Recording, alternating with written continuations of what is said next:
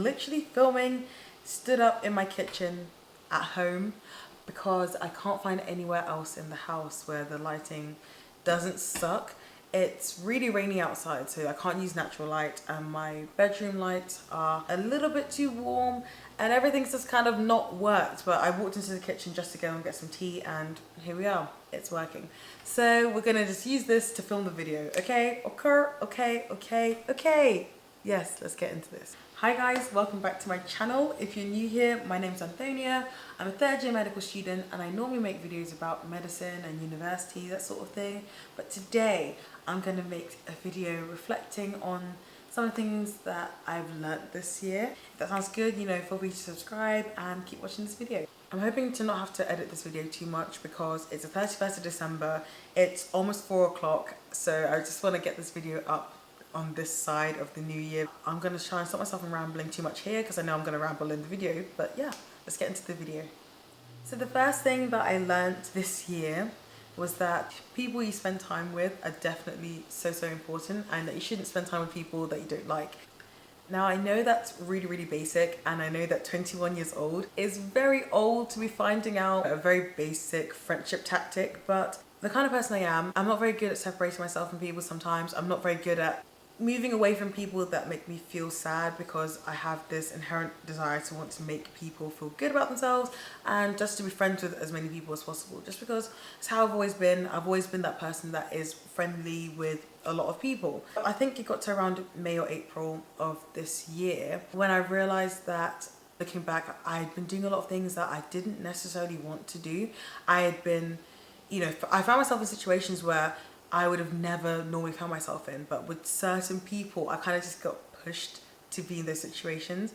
And from that point on, I just started working on distancing myself from these people, because my mental health and well-being is more important than being friends with everyone I see. And it's been quite hard for me. It's been quite hard telling myself no when these people want to do things I don't necessarily want to do or have time to do. But it actually has helped me. It's changed my outlook for the better. I have more time now. Well, very limited time still, but I have a bit more time now, and I feel as though in the last couple of months where I've been really doing this, I have felt generally better about things. So yeah, guys, if you're not doing this, evaluate the people around you, especially going into the new year. And if people aren't making you feel happy, or if they're kind of pushing you to do things you don't really want to do, distance yourself from them. Just give yourself a bit of a break, and then you might feel better, because that's what I found. I felt a bit better about it. Second thing I learned was that I am a massive procrastinator, and I need to stop. And again, very basic thing. I know a lot of people, 99% of people on my social media always say, oh yeah, no, I'm a massive procrastinator. But I think this is the first year that I've really acknowledged it, pinpointed it, and actually tried to do something to work against it. I think with the iOS 13 update that you could see your screen time, and my screen time is horrendous, as in there are some days I spend like 9-10 hours on my phone. Some of that is because at my medical school you have to get your e-portfolio signed off on your phone, so I have to type up histories and examinations and things and get doctors to sign it off and type things in there. But then a lot of it would just be Instagram, and I wouldn't necessarily be feeling good after spending hours and hours on Instagram. Over the last couple of months I've been trying to cut that down. I set to myself my own targets. I've been trying not to use Netflix as much, because Netflix is really my kryptonite. I can sit in front of Netflix for hours, especially when you have deadlines and you should be doing work. Netflix hits so hard then. I found myself, watching Netflix on Instagram, on Snapchat and everything, just wasting time.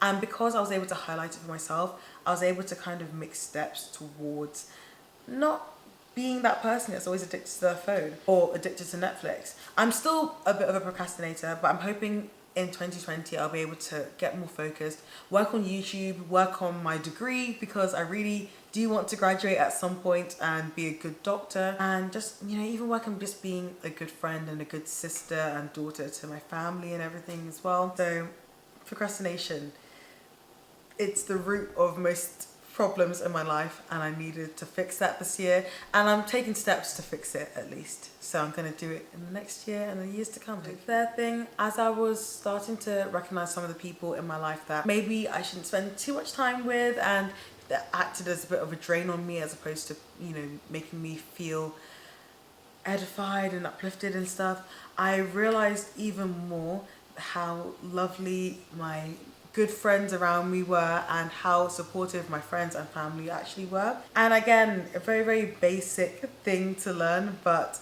it's, I think until you actually sit down and have a bit of a reflection about it, sometimes you can just take these things for granted. My housemates, both in second and third year, have been such big supports to me as this year's gone by. So for people who don't know, at the end of last year, my family moved out to Canada, which is where I am right now.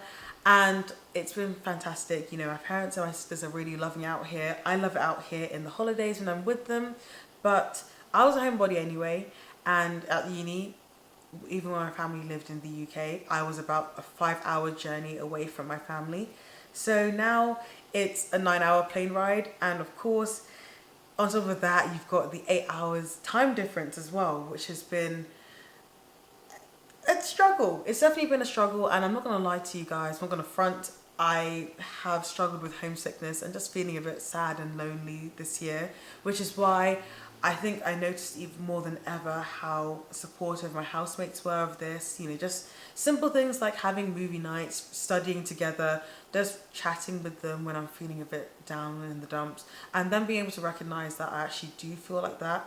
You know, this has been really nice. I've got other, you know, good uni friends, good placement partners, and I think I've been really blessed with the fact that I've got people in my life at uni who are able to kind of uplift me. I've got friends who are also Christians, so we're able to have a conversation on like a uni path, and then we're able to have conversations on a more spiritual, Christian, religious path as well, which is quite nice. And then obviously, you know, my family, despite them being 9 hours away via plane, despite them being thousands of miles away, 8 hours behind, they have been absolutely fantastic. It's really highlighted how supportive and how lovely and caring my family unit is, and I'm so thankful. I know that not everyone is able to have that sort of relationship, so I'm more thankful than ever that I have that, because it really got me through this year. And the last thing that I learned isn't really something I learned just this year. It's something that I learned throughout the decade. So obviously 2019 is the end of the teens, the 20 teens. I don't know what people are really calling it, but you know, end of the teens. And with that comes a longer period to reflect over. So I was thinking about it at this time 10 years ago, I was 11 and just started high school. But now I'm 21, I'm in my third year of medical school, and a lot has changed. But I think an overarching theme that I've really learnt is that good things come to those who wait, and God's timing is the best timing. When I look over this 10 years, I think a lot of changes have happened, and in all honesty, at the time, sometimes it felt disappointing. There are a couple of, you know, things that happened in my life where I didn't plan it that way at all, and at the time I felt disheartened, upset, sad, annoyed, angry. But now looking back, having that hindsight 2020 kind of vision, it just really highlighted that God's timing is the best timing. So if anyone is in that situation where they're feeling like things just aren't going to plan, things aren't going right, then maybe this video can give you a bit of hope that everything happens for a reason. Maybe I'll make a video about it another time. There have been some things basically in my life that didn't quite go according to plan, but when I look back at it, I think that it happened in the best way. If things hadn't happened that way round, I wouldn't have found the people that I'm with right now. I probably wouldn't be in the position I'm in right now. Probably wouldn't be making YouTube videos right now, can't lie to you. So I feel really blessed. And we've come to the end of this video. I'm going to try and quickly put this together and post this before 2020. I know it's just gone 4, so basically all my friends back home are in 2020 right now, and it's only 4 p.m. here because we're 8 hours behind. So it's not going to be up in 2019 for some people, but it might be up in 2019 for others. So yeah, thank you guys for watching this video. If you liked it, feel free to like, share this with your friends. If you have any video requests about anything, just leave it down in the comments. And yeah, I hope you guys have had a really lovely 2019. I wish you all the best for 2020, and hopefully I'll be seeing you guys with some new videos, consistent videos. And yeah, bye guys.